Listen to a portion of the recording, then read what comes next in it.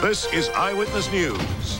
Now, Ellen Leyva, David Ono, Dallas Raines, and Rob Fukuzaki with the Southland's #1 news at 5. Strokes are the third leading cause of death and the primary cause of disabilities in adults. If you can get to the hospital within 3 hours of a stroke, your odds greatly improve. But now folks in LA County have another life-saving opportunity. Health specialist Denise Tador is here to explain. Something folks really need to be aware about. Few stroke victims ever get to the hospital in time to receive immediate treatment. Clot-busting drugs can only be given after a CT or an MRI in the hospital.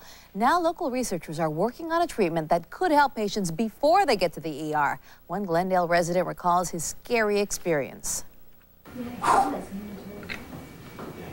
63-year-old Thomas Britton can't help but be emotional. Just a few weeks earlier, he suffered a massive stroke. Without a second's warning, I went over, just like stepping off the curb and getting hit by a truck. This former Glendale Fire Battalion chief has spent most of his life dealing with medical emergencies. So when paramedics asked him if he wanted to try an experimental treatment right there in the ambulance, he said yes.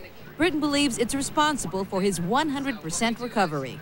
My cardiologist, the neurologist, everybody I've talked to said it's the most miraculous recovery they've ever seen. It protects the brain cells from further damage that ensues when there's an ischemic injury. So when there's decrease or lack of blood flow to the brain cells, that starts a cascade of negative events. This treatment is magnesium sulfate.